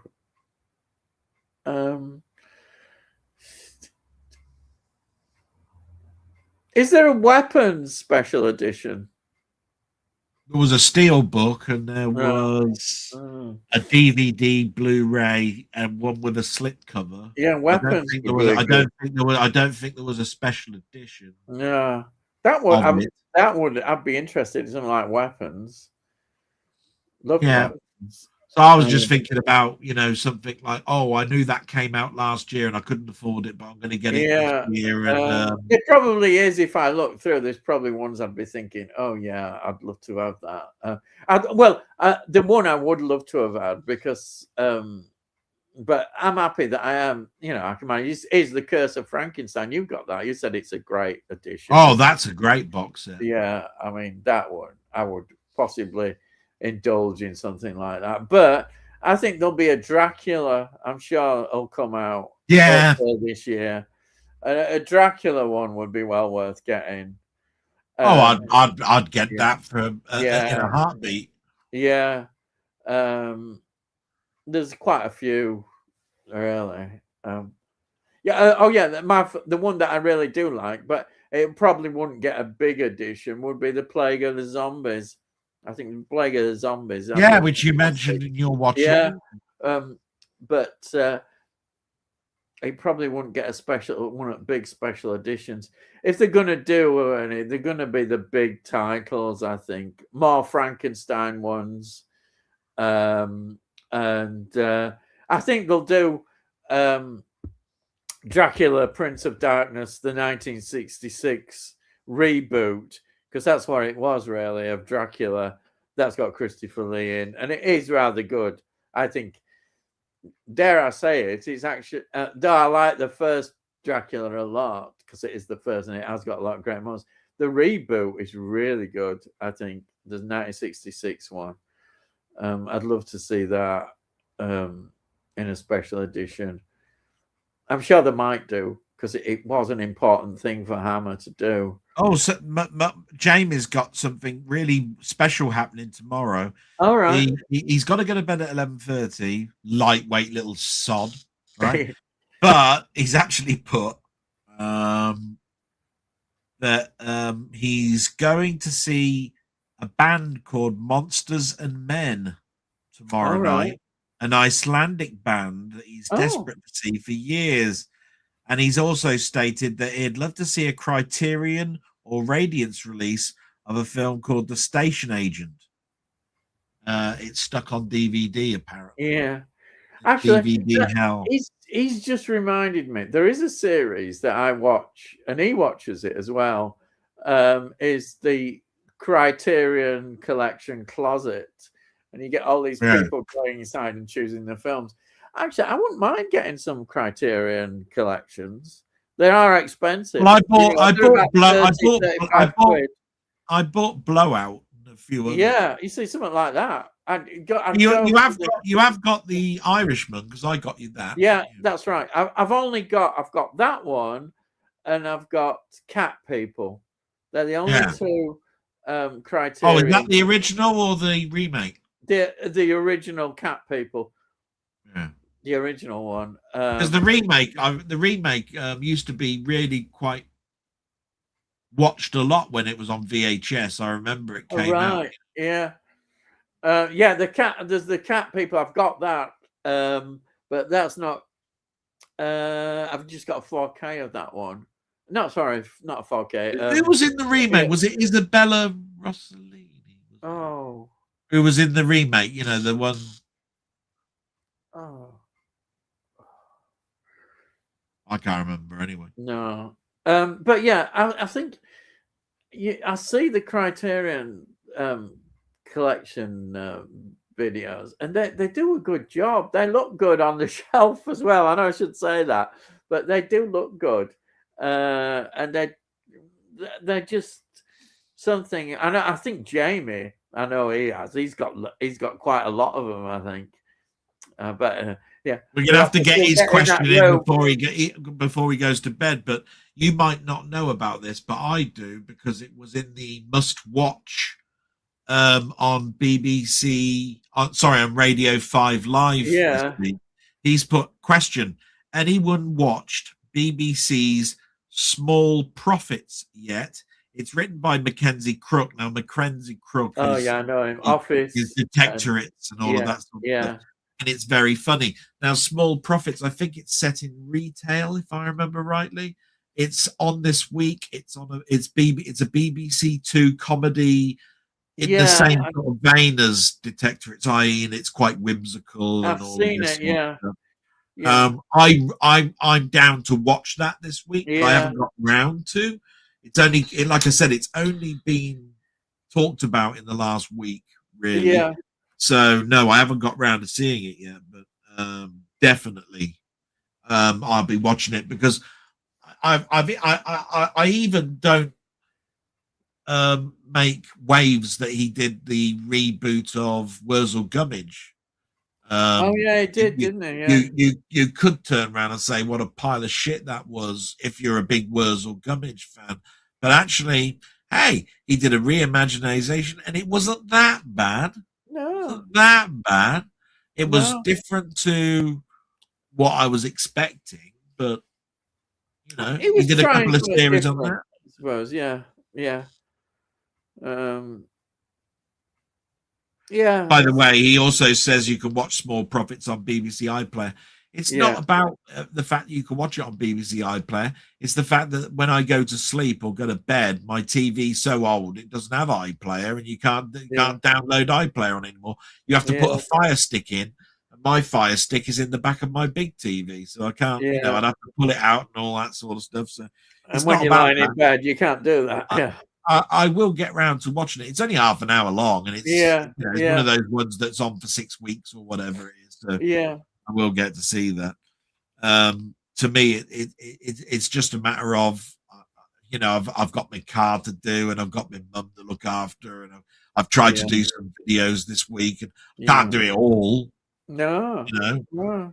I dare say somebody's going to turn around and say, "You've done 3 films. When are you going to start doing some gameplay stuff?" I mean, I'm bound sure to have somebody that will Yeah, complain about yeah. something. And I will. I'm not leaving that behind. It's just that I did say that the film ones sometimes are generally easier to do, and the downside of them all is never knowing whether the trailer's allowed. Oh, You know yeah, what I that is mean? a big thing. Yeah, So yeah, they're still up in the air that I could spend 20, actually every single one of them has been 13 and a half minutes or just yeah, around about that time. yeah. Actually, you've been And all right with trailers, haven't you? Because you haven't had any problems, have you, with trailers? You've managed to no, choose. Well, you said you I, choose like excerpts from the. That's a good idea, actually. Not necessarily choosing an official trailer, but using one that's been made by fans or using excerpts from the film, which is just as acceptable, isn't it? yeah. Yeah, that's a good way around it, actually. Somebody said that they were going to do some streams this week. What a bastard, Jamie said. I did a stream literally 20 minutes ago when we were, when I say literally, about an hour ago. And so don't turn around and say I haven't done a stream, because I did. Even if it was for 10 minutes and it was to test them out. Let's see if anybody else has put something here. Halle Berry was in the Criterion Closet this week. Oh yes, yes, she was. I saw it. I watched it. Yeah, I watched that one. Well, Yeah, who wouldn't? I've been watching that as well. Yeah. Rocket Bunny's put Dell. Did you watch all the second series of Fallout yet? Simple answer to that is no, not yet. No. Although I have watched episodes 2 and 3 now. If so, what did you make of it? RE Star Trek Strange New Worlds, which you showed earlier. I don't like it enough to buy physical, but I thought the first 2 series in UHD on Amazon streaming for £6 each. I see the third series is there for £15, but not sure whether to buy to watch now or wait again until it's cheaper, like I bought the others. I will say about when it comes to Strange New Worlds, which is a Paramount thing, I'd buy those when there's a bloody box set and it's going to be about £6 or whatever it is. It definitely had a great first season and a crappy second or a rough second and a crappy third, from what I've heard. And when it comes to Fallout, the first season was absolutely brilliant, and what I've seen of the second series, and I've watched 3 episodes now, I've really enjoyed. I looked, and apparently there hasn't been a steel book of it in the UK. It's coming out in America though on steelbook. So being as it's 4K, that won't make a difference to me. It's a matter of just knowing, should I order it from America, being as I'd rather have the English one. Yeah. But they cocked up the cover, if I remember rightly, of the steelbook release over here, and they didn't recall it, but they got the sign printed wrong or something on the front. And everybody then rushed to the HMV version, which was an exclusive that wasn't wrong. So that was quite funny. But there we go with that. So I think I've answered that. Jamie's put, I'm going to watch the film I sent you both this coming week in prep for my guest appearance on the 11th of March. Yeah, you get away and do that, you bastard. Yeah. We've both got homework to do, and I will be doing that. I must admit, I will probably be watching that this weekend, just in case it gets a bit tight around the time that we're doing it. Yeah. And I want to watch it twice anyway. I never like to do something and only watch it once when we're going to be doing probably an in-depth talk on it. So I probably do want to watch a, oh my God, it's in my face type moment, and then watch it again. Yeah. As a stark contrast to the first time that I watched it. Yeah. So we won't mention the title. Hopefully they might. I hope there's some extras on it. Because I mean, I'll have to start then doing more research. The extras, hopefully some good extras on it. Yeah. I always watch them. So that's all the questions there. So is that's in 2 weeks' time, is it? I think that Jamie's on, isn't it? Yeah, 11th of March. Yeah, 2 weeks. It's not that far away. Yeah. And then we've got a special on the 100. The 100. And hopefully people will enjoy that. I think it's something I want people to hopefully join in quite a bit. I'd like to hear what a lot of people think and what their favorites are and all sorts. I'll make no. I won't say this. I'll let people know now. It's okay. Yeah. There's only 7. But we're going to do a classic Doctor Who special, and it'd be nice to see what people's views are on it and what their favorite Doctors, what their favorite stories. I mean, how I'm going to do it. I think I'll discuss it with you as well. Is our favorite stories from each Doctor. Well, it wouldn't be the one I watched last night when I couldn't get to sleep. I watched the Android Invasion. Oh, it won't be that one. I can tell you that. Yeah, well, I think it'd be good, and also we'll try and maybe. Well, I'm going to think about it. Is try and pick a Doctor Who story that is perhaps not as well known or talked about as much, maybe, which can be quite difficult. But William Hartnell, I'm lucky that I've been going through that, and I'm still going through it. So I'm going to try and not pick the obvious William Hartnell ones, which I actually reviewed last week. They're probably one of the most loved William Hartnell stories. You know, with the Madeline Monk and that, with Peter Butterworth as well. Well, I did comment on that. Yeah, it is a great story, and we're lucky we've got it. I always look on with Hartnell.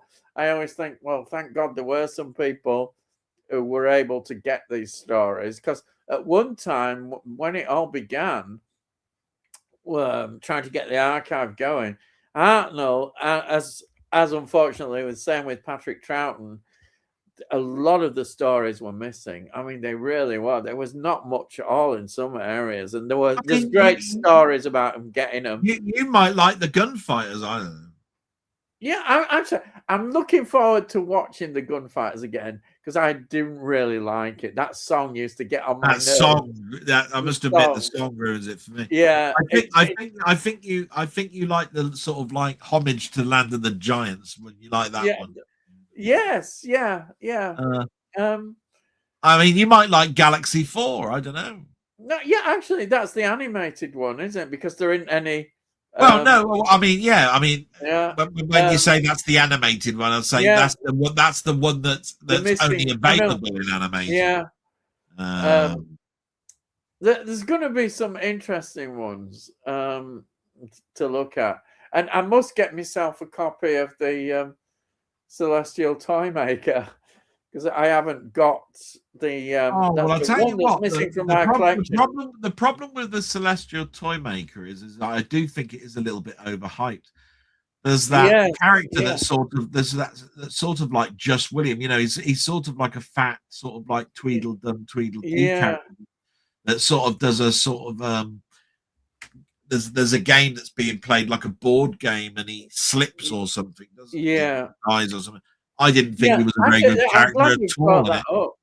And I Yeah, never understood the game William Hartnell was playing. All this yeah. I'm invisible nonsense, all of this sort of. Because it's one that fans for years have gone on about. So that is interesting. I'm looking forward to. I'm going to have to buy that. I'm going to have to try and get a copy of it because it's the one I haven't. I saw the animation. I might get over it, but the animation, I didn't like the look of that animation. What for some reason? Jamie's got to go, so I just want to. He wants Yeah. to put. I'm going to bed. Great perseverance tonight. He wanted to tell us great perseverance. Yeah. Good night, everyone who's watching. So I just want to make sure that Tony and Si Yeah. are. We've got 8 people watching, so that's something. And then he's called us. He said, "Good night, Dastardly and Muttley." Now I don't know. I don't know which one's Dastardly. No, and I don't. But you laugh a lot, so I think you must be Muttley, I suppose. Yeah. That means I must be Dick Dastardly. Yeah. I know some people call me a dick. I know that. I know. I will. I'm sure we get called worse names. We just get called worse things than that, you know. But yeah. Anyhow, in a way, I'm kind of, though this has happened tonight, I'm glad it was a general glitch and it wasn't anything sinister with our channel. So I don't think anybody would have. I don't think anybody would have thought any different that it could have been a person that was trolling. Yeah. It's only a guess that it's happening across the board. It was Bob Art that pointed out it's happening on my other friend, my friend. Well, I think that's a good indication. I'm very surprised that it's still a problem because nothing's changed. Yeah. There's no fix in place. There's nobody working at night to fix it. No.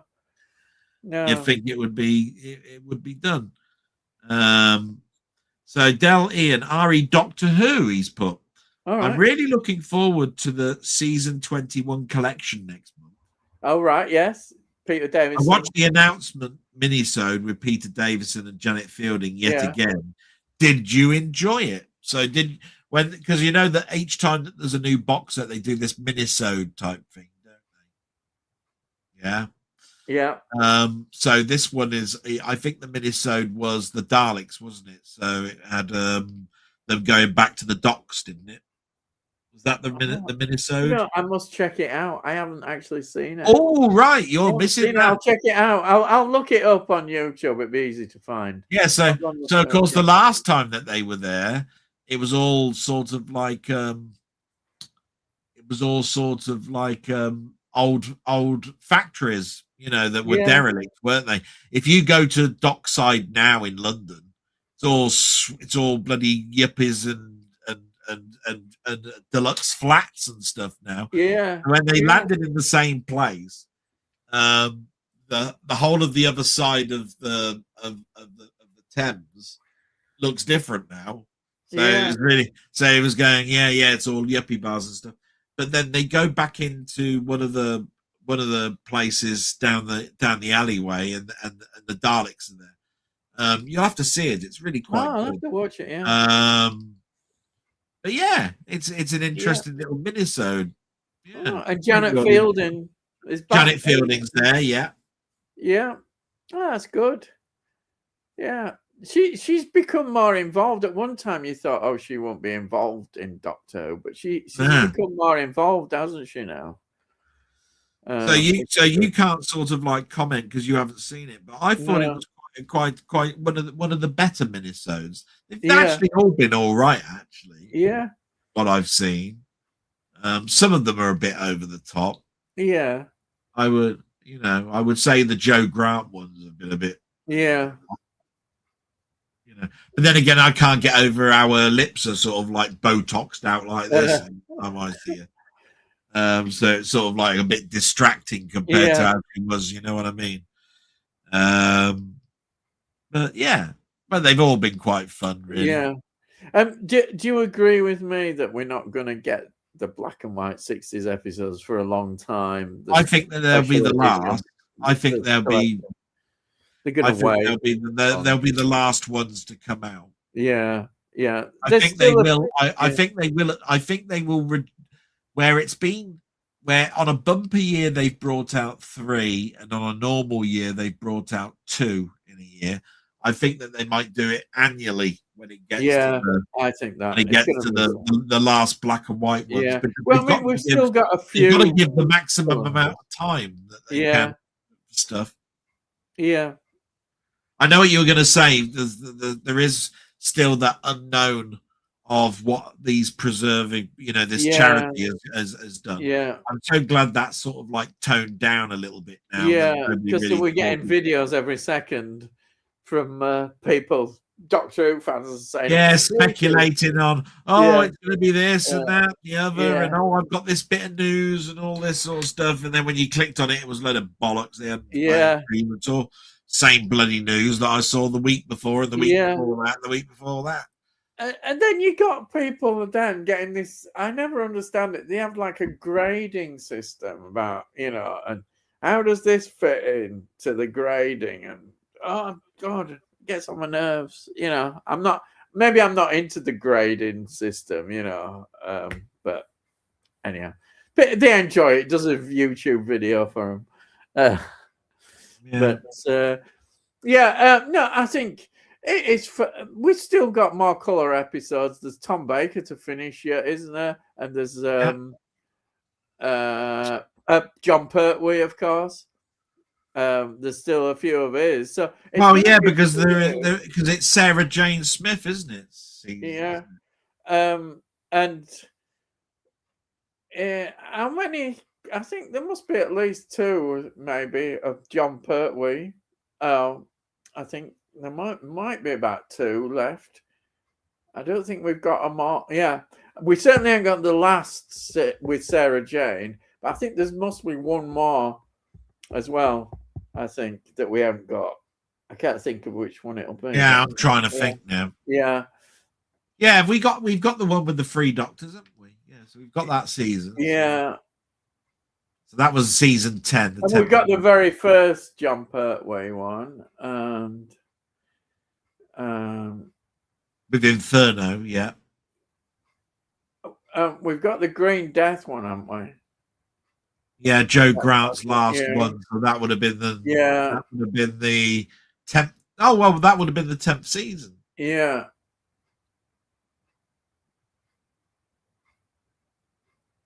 Because she was in the 3 Doctors, but she wasn't in the next season because the Green Death ended in that season. Yeah, and it went to Sarah Jane Smith with the Sontaran episode. The Warrior. Yeah, Time Warrior. Warrior. Yeah. But there's still some more to come anyhow, and there's Tom Baker, The Key to Time, and all that stuff to come out in there. Yeah, he's Rocket Bunny said we have all the other Pertwee seasons now, so we have had the Green Death, we have had the Green Death and the 3 Doctors. Yeah, I couldn't remember if we had or not. Yeah, I must admit, when I get them, I open them up, I watch them, and then I put them away, and then they have to go in a box out of my room because they take up so much space. Yeah, they do take up a bit of room, don't they? So I do forget without Yeah, unless I look in my collector's database whether I whether I remember yeah, or not. And of yeah. course, it doesn't help with the fact that the BBC keep calling things season 1 and season 2. Oh, I hate that what they've done with new thing, haven't they? They started that Shooty Gatwas thing, and then it was season 1. That's bollocks, to use your phrase. It's a load of bollocks. Yeah, there's a load of bollocks. Yeah, it is. It's either canon or it's not, and you have to turn around. I know you've had to do it because of your sort of completist thing, but I really haven't bought any Shooty Gatwa. I just can't bear the thought of having him on my shelf. But I understand why you've done it. Thank heavens there's only 2, isn't there? There's only 2. I remember the backlash when Peter Capaldi was the Doctor. Yeah. And everybody was going, "Oh, I'm not buying these anymore." Peter Capaldi. Yeah. Right. Then all of a sudden, one of his seasons is one of the most sought after steelbooks you can ever get, and it goes on eBay for around about 200 quid, and you're going. Yeah. So somebody was smart there, weren't they? Working out. So you can look at it like that and go. But I think all the steelbooks are pretty valuable, aren't they? Whatever they release. I'm not that upset that I've slowed a lot of the things down, and there is a lot of steel books that. Well, you've had no choice, have you? Yeah, I mean, well, as much as I gave a sort of like a mini rant at the beginning, saying, I got this and I got this. Yeah, most of that was tongue in cheek. Yeah, I know that. Yeah, but some of it actually.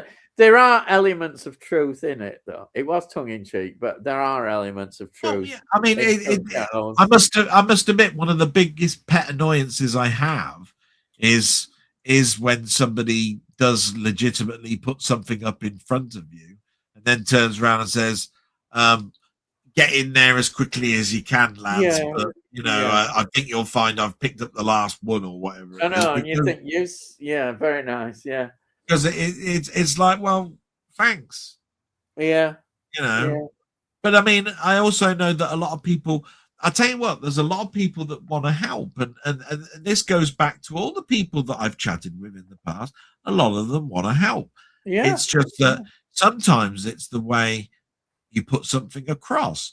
If I was to give a piece of advice to anybody, past, present, whatever it is sometimes you've got to come across a little bit like remorseful or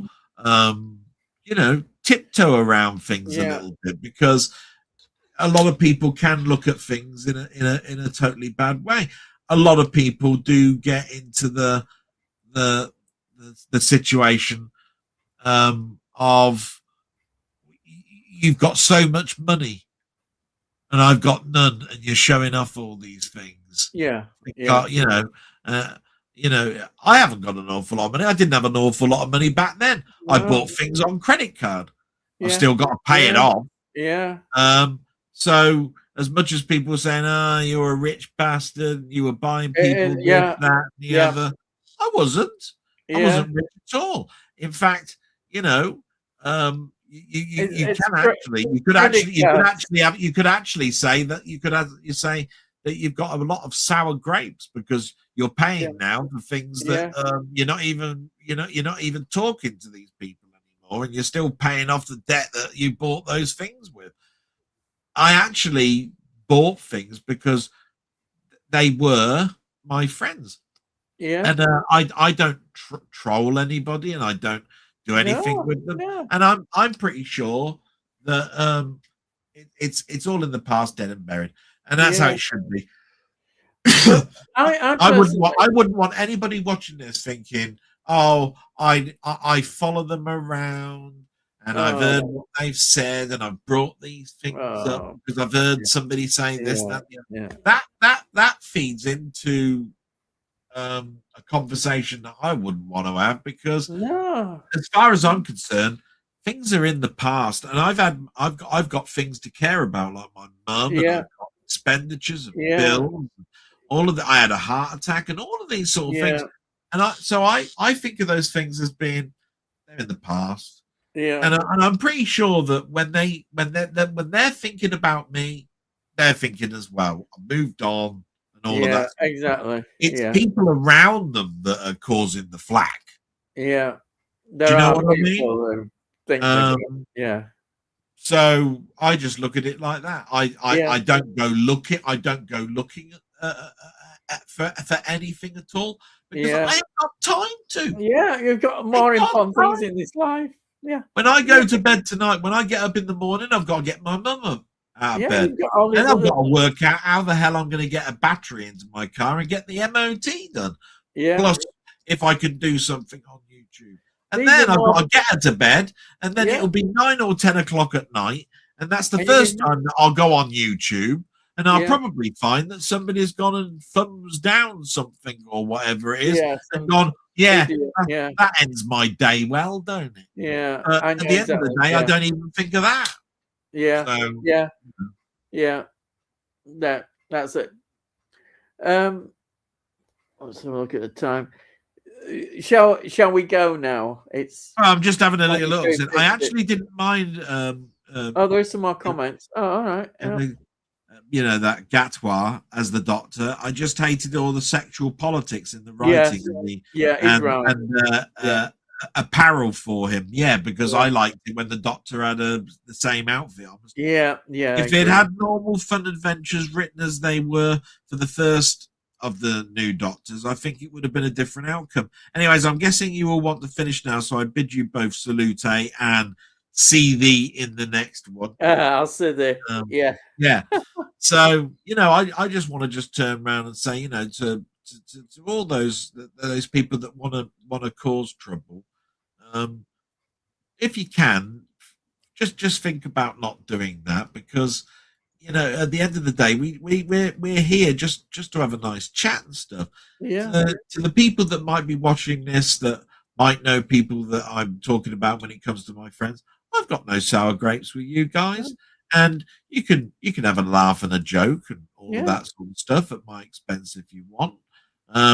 I at the end of the day, I just wish and hope that your channels grow and you continue to have your fun. I mean, you're not interfering with me, and I'm not interfering with you. Yeah. And I don't have any regrets on my time that I spent with those people. Yeah. That's the one thing that I have to look at life as, because at the end of the day, I'm just hoping that my mum's going to be around for the whole of this year. Exactly. I'm not thinking about anything else. Yeah. To be quite honest. Yeah. Right. Exactly.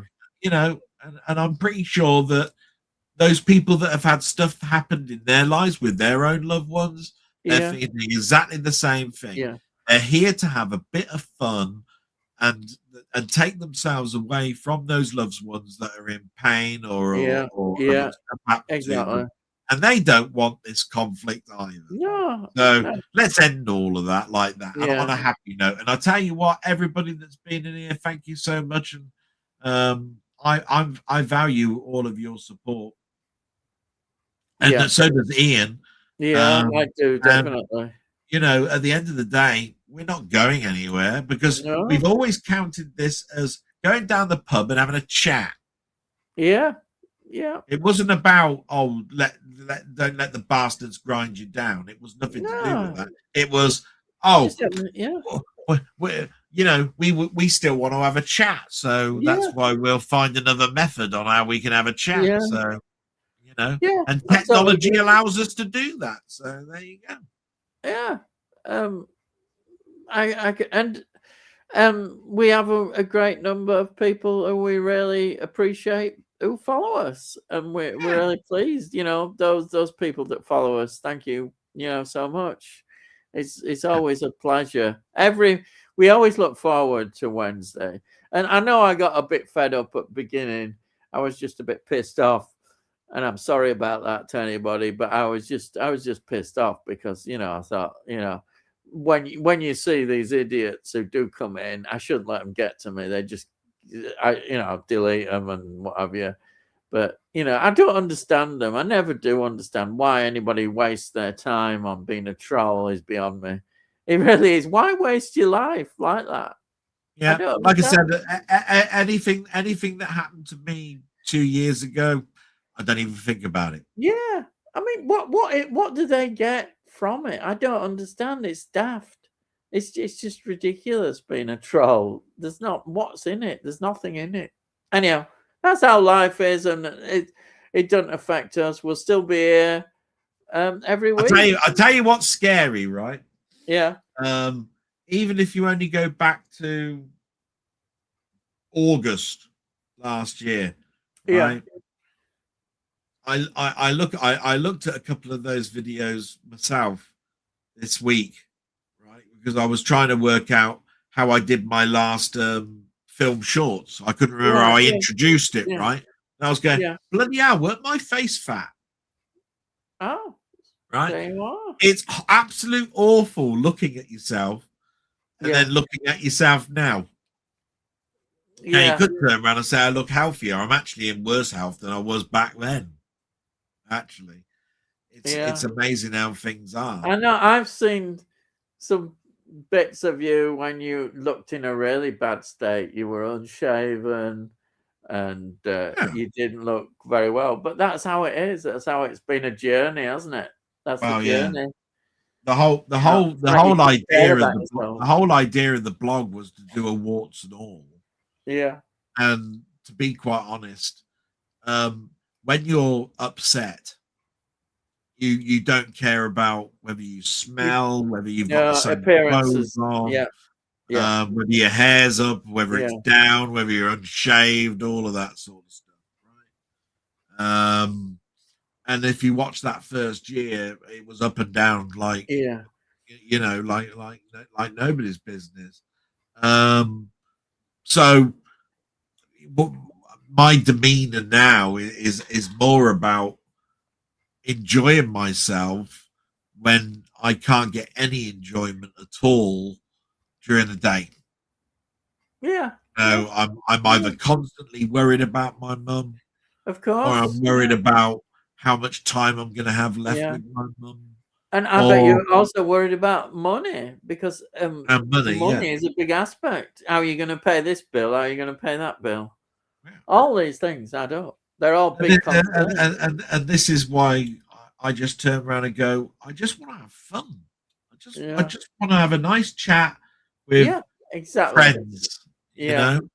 Quite and right. Yeah. Yeah. sometimes I do go, I do get jealous and I go, why is it that you've got more questions aimed at you than me? Yeah. Right. And is there any worth of me being here on this channel? And There's all every those, worth. but Everyone. we I we always we say don't, it. we don't have those problems between ourselves. No. And No. I do recognize, that some of the people that are in here will be here because they want to see you, right? And I'm just a person that's probably an annoyance sitting in the But corner. then you have your followers, and it's really nice to see them who are loyal to you as well. Well, They I'm may one not of be those. as many, I'm but they I'm ask you. Their interest is gaming, and they're yeah, there, and they'll ask you I'm one of questions. those. I mean, I don't think I can make it any clearer, right? From the very start, I'm a big collaborator. I'm a person that goes, if I like a channel or if I like a person, then I will mention it, Yeah, right? And that's why in my blog I go, look, and I always listen to Ian, and then underneath Ian I'll have yeah, Mondo or I'll have yeah, just Joshings or whatever it is. yeah, That's because I do legitimately like their yeah, channels, yeah, right? yeah, I don't besmirch. I don't actually hold back. If you look, I say there are 4 channels that I watch religiously. What are they? They yeah, are This Week in Retro, yeah, exactly. Techno, Yeah, Gadget Show, and yeah, Chronological Gaming, right? And I will still turn around and say, do you know what? Not a good week, not a good episode this week. There was a couple yeah, of subjects in there that I didn't get. I knew all about it already, yeah, and yeah, then and all that. And I say it right now. The Gadget Show, they've got a sponsor called, in sex, Kex. Right? Yeah. Yeah. And they mention it right at the beginning. Get your tech and send it down. Oh, yeah. Yeah. Does my head in. Yeah. Right? I bet it does. Yeah. Right? And I could do without it, but I'll still turn around and go, I watch it because they do have some interesting bits and pieces that are in there, right? But I can do certainly without that. Yeah. Well, I'm the same. There are certain channels that you can watch, and I hate it when I heard that word Patreon and you start plugging that and pushing Patreon. Yeah. I don't like it when they say, "Oh, I need a cup of coffee." I said, "Well, why don't you lazy sod go in the kitchen and make a cup of coffee?" But it's a load of codswallop. It's people donating. They want money donated to them, and if they want to do that, that's fine. I look at it like that, but it gets on my nerves that they have to keep plugging Patreon all the time. I don't like it, but if I do like the channel, then I'll put up with it. You know what I mean? But it's just an opinion. I say to them, just if you're monetized, then that's fine. But if you're going into getting even more extra money with Patreon on top of that, then that is not. I don't agree with it. But it's your choice. You do it. But crikey, being a member of a channel, paying what are you going to get for that membership? Yeah. You get what? You get early videos or something like that. Does that really matter? Are you really bothered that you're going to get a video a few days earlier? Yeah, that's true.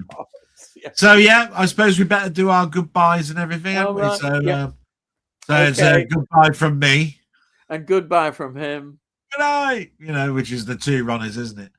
And I always say, because I'm a big fan of Frankie Howard, Pompey in particular, salute, because that's what he used to. He used to go salute like that in that sort of voice, Frankie Howard voice, So over to you with your goodbye. And all I've got to say is, I'll see thee again. Bye-bye, everybody. Look, Kermit's hand. Look. Thank you, everybody that's been with us.